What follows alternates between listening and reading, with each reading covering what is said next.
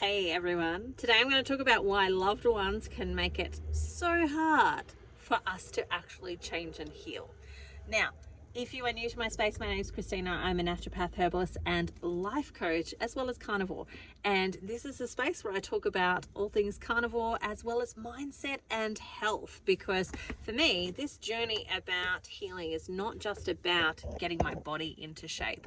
It's not just about, getting my body to do what I want it to do. And it's the same when same approach that I have essentially when I'm working with my clients, is that the goal is to help you transform, and not just your body, but renew your mind. Because here's the thing, if you don't change what's going on up here, what will happen is that you go back to the habits that have kept you continuously doing the things that have got you to where you are already. So if you don't change what's going on up here, you will go back to the habits that you have developed and the patterns and the security and all of the things that you have created over your lifetime to keep you safe and functioning.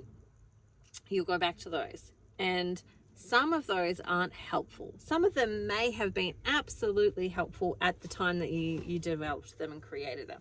Some of them may have absolutely kept you alive today. But are they now stopping you from thriving? Now, while I'm doing that mindset work and we're doing the physical work, because usually when I'm working with my clients, I'm doing both together. So we'll do the physical stuff, but we're also going to do the emotional stuff. And sometimes the emotional stuff is much easier to do once you've done a little bit of at least the physical stuff, because once we start putting in good amino acids and so on, we start to build better neurochemicals. Our body starts to even out as we start to balance our blood glucose. We're actually in a better place to logically start to think through some of these things, because we're less emotive in that energy where we're quick to react. We're actually able to hang on, just take a beat and let's think this through. Now, one of the things that I talk about with my clients on a regular basis is this idea of the fire extinguisher. Now, I talk about it from this point because what will happen inevitably when you make change in your life, what will happen is that the people around you will feel some feelings. Now, those feelings can be threatened, they can feel challenged, they can feel judged, they can feel really insecure. Or they can feel inspired and uplifted and encouraged and all of those things. I have people right now who are so angry at me because I'm changing my life right now, because I'm transforming my body, that I'm healing, that I'm doing my work and actually getting better. And they cannot stand seeing my posts on social media. So they may have hidden me, they may delete me, they may have removed me as a friend, all of those things, because they can't stand seeing me. And there are others that are really magnetically attracted, that are like, yes, I'm so for you winning, because that gives me evidence and proof that this is possible, that I might too be able to change, that I might too be able to have the things that I actually want in my life.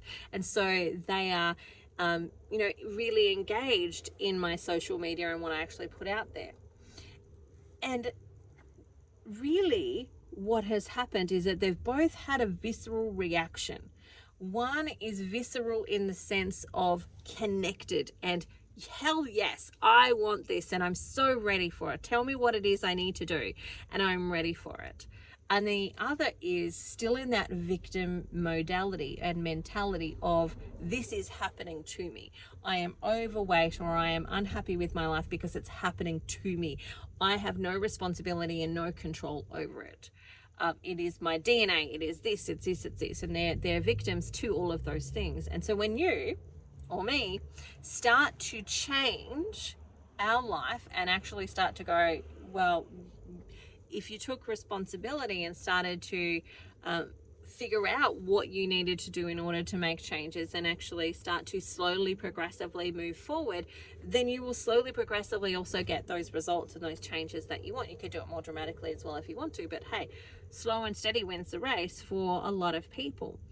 And when they see you achieve, it just highlights shame, guilt, that victim modality and mentality all comes up for them. And so what can happen is that our friends and family can sometimes be our worst enemies when it comes to getting our healing, especially if you are a personality that really treasures friend and family. Like if they are high in your value system, it can be the thing that actually throws you off into that planet of self-sabotage, where you sabotage the heck out of yourself. And what I usually do with my clients is actually start to talk them through it so that they can start to see what's actually happening. And they can disconnect, not from the people, but disconnect from what's actually happening. So what they can do is start to see it for what it is versus they don't love me anymore, they're jealous of me, or they hate me for doing this, and then they sabotage themselves, because that doesn't serve anyone. That doesn't actually serve this person, that doesn't serve them. It really just robs everybody of growth. And the key thing is to be able to separate yourself. And so what I mean by that is the broken people in your life want you to stay broken because it justifies them staying within their brokenness. The sick people in your life want you to stay sick because it justifies them staying in their sickness. Now, that's not everyone. That is a generalization of a subset group of people. Some of those sick people in your life who are also sick are like cheering you on. Sad part is sometimes they'll be also going, but I can't do that. I'm like, but you can if you want to. And I really explain this to my clients from the perspective of the fire extinguisher and the subconscious. So whenever we're in a fight or a battle with somebody, let's say we're having a conversation with somebody and it turns into an argument, more often or not, the thing that you're arguing about is not the thing you're arguing about. So let's say my husband has come to me and said something, but it's triggered me and I'm really angry about what he said. What the truth really is that I'm not necessarily actually angry about him saying that one thing. What I'm more likely angry about is all of the other times in my life that I've heard a message that's like that. But he happens to be the person that said it.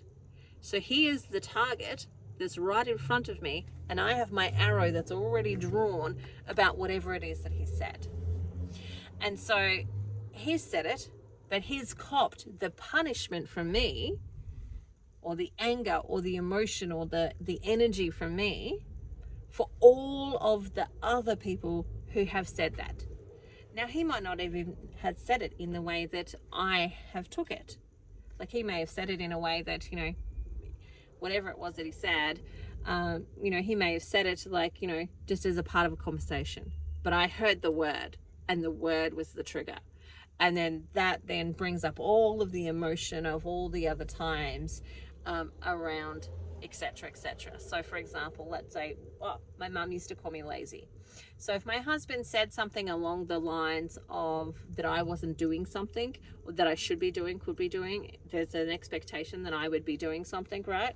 Let's say he said something along those lines, not necessarily calling me lazy, but saying, hey, you didn't do that thing that you said you were going to do. But my mind went to trigger, you're calling me lazy, then he could potentially cop all of the energy and all the anger and all the hurt and all the pain that I have received or that I've held around that term being called lazy. And again, not necessarily his fault, but here's the target that's right there.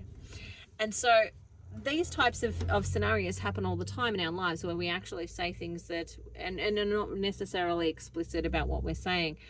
We do it for protective mechanisms. We do it to keep ourselves safe. So it's really risky to ask somebody to love you, for example. And so instead of asking for them to love you, you might be needle prodding them about how they don't love you, or where they're showing you that they don't love you. If you really loved me, you would do ... And so instead of saying, I feel like I want the security and knowledge that you love me. Can you hug me? Can you give me the thing that I need to feel loved by you? Instead of actually explicitly telling them those things, we usually will dance around it, because that's the risky thing. The risky thing is, can you love me? And the scary thing is they might say no. Even if we're fairly confident that they're going to say yes, there's still that internal fear of rejection that they might say no. And so what we do is we play this game called the safe game. And the safe game is I am going to communicate in a way that's safe, but not necessarily ask explicitly for the things that I want. And when you don't read the subcontext of this and understand what I'm, wanting from you without me telling you what I'm wanting from you, then I'm going to get upset with you and I'm going to get frustrated with you. Now, in that context of how we speak, which is in like cryptid code, we also use things like the fire extinguisher. And the fire extinguisher is a tool that most people use to deflect, divert, and redirect. So to get you to get off my case, so let's say I'm doing something like, okay, here's my example, that I'm saying to you, I'm eating healthy and you should eat the way, you should be healthy too, but I'm driving a Krispy Kreme every night and I'm eating a donut in secret. In order to deflect, let's say you've gone, hey, where's all this money going to Krispy Kreme? In order to deflect, what I would do is bring out my fire extinguisher, which is kind of like this weapon that I have gathered or been gathering over our relationship of things that you've done wrong, your little mistakes, your little areas where you maybe have not been perfect and, have said things that you didn't do, etc., or didn't show up, all of that type of stuff. And so I pull out the fire extinguisher and go, well, look at blah, blah, blah. And what I'm trying to do subconsciously, I'm not doing it on a conscious level. We all have a fire extinguisher, by the way, and we've all had a fire extinguisher used on us. Subconsciously, I'm trying to get you off my case. I'm trying to get you to think about yourself so that you won't think about me and you won't highlight where I am not being responsible, where I am not following through, where I'm not doing the things that I say that I want to be doing, where I'm not upholding my end of my own bargain, where I'm being a hypocrite in my life, for example. And so I'll use the fire extinguisher to get you to redirect. I'll redirect you to something else, deflect. I will deflect this away from me and I'll get you to think about you. We might also think about this kind of like gaslighting as well. But we all have this fire extinguisher and we all have the capacity to use it. And we all most likely had somebody use the fire extinguisher on us. So the fire extinguisher's purpose is to put out our fire, to put out the blaze, to stop us from pushing an envelope or revealing or highlighting or bringing about anything that could potentially bring shame, even though we know it's there. And so the challenge is that when you are on the other end of the fire extinguisher and when you change your life, when you do things that are going to transform and change your life, whether it be from a physical, emotional, or spiritual perspective, there are going to be people that are going to have some feelings around it. And those feelings can sometimes be really positive feelings. Like absolutely you can have some really fantastic people who have got some really positive, encouraging things to say and do. But you also might find that you have some people where your change, your transformation highlights to them where they are not changing, where they are not transforming, where they could be stepping out of the victim space and being proactive space and doing something about it. And that's hard. Like it is hard to do something about it. It is challenging and there is a lot of game and there is a lot of shame and guilt around that. And so what that means then is that it's very challenging for them to be encouraging of you. And so they need to tear you down to get you to get back in your box, to get you to go back to the way that you used to behave and used to do things, because that was less threatening and less challenging to their sense of security right now. And so they'll use their fire extinguisher where they bring out, but you've tried this diet, you've tried that diet, you've done this thing, and who's to say that this is any different? And I've been reading blah, blah, blah, and other women say that they don't go through these things and whatever it is that they're saying. And ultimately the challenge is, this is where I say the separation, the challenge is to go, hang on, they're not actually speaking to me about me. They're trying to use their fire extinguisher, which is to put out my fire, which is to try and get me to go back to doing things the way that I was doing, because the way that I'm doing things now is currently threatening their status quo and making them start to think, do I need to change? Should I do something? What's wrong with me? Like, it starts to make them question. And so the separation is remembering that what is usually coming at you is actually less about you and more about them. And if you can put up like the force field around it, you can prevent it from putting out your fire. And you can prevent it from breaking your relationships as well. But you have to be able to step into that space of adult, which is hard. It's not easy. Everyone would do it otherwise. It's hard to recognize that what they're saying is actually not what they're saying. What they're really saying is, I am scared, I am frightened, this is messing with my level of security because you're changing something. And I'm afraid you might not love me anymore. Like, and I'm adding some of those things because that, you know, that's often a common one in relationships, that I'm afraid that you're going to leave me behind. And this can be a common one when it comes to looking for subconscious beliefs of, like, if you've got a partner that, you know, is very jealous if you're really attractive. So if you lose weight and you are wearing clothes that make you feel really good, like there's just a change in you when you start to, you know, energetically feel really good within your body. And that energy attracts other people. And so there can be this thing of like, maybe they won't be attracted to me anymore. Maybe they'll leave me behind. They'll have better options on the table if they are looking hotter and smokier and like have confidence in themselves and all of that type of stuff. They'll have better options on the table. And will they leave me behind? Will they let go of me? Like, all of the places where they feel insecure within your relationship suddenly are like rearing their heads. And so what we've got to understand is that's more what they're actually saying than the words that are coming out of their mouth. And that's really hard, because I feel like, you know, in spaces where it's just like people randomly commenting, like, you know, I've had comments on here that are like, you know, child abuse or some other stupid stuff. I don't really listen to them, because I'm like, who are you? You're not in my life. You're not here, you know, doing anything other than actually boosting my page. So well done. Thank you for boosting my page. I love that. Keep going. Keep having this conversation and keep spreading my message for me. I love that. Keep doing that. But anything else you've got to say has no value to me, because you don't know me, you're not in my life, and I don't care about you. But if somebody I do love, I do care about, is in my life, starts to say those things, it can hurt at that little bit more. And they also have more targeted weapons around that, because they've spent time actually getting to know you. And what will often happen is they will reflect back the things that we already think about ourselves. So if you think you're lazy, and then, you know, if you've already got this like wound about being lazy, then they will mirror back to you the wound that you have as their fire extinguisher.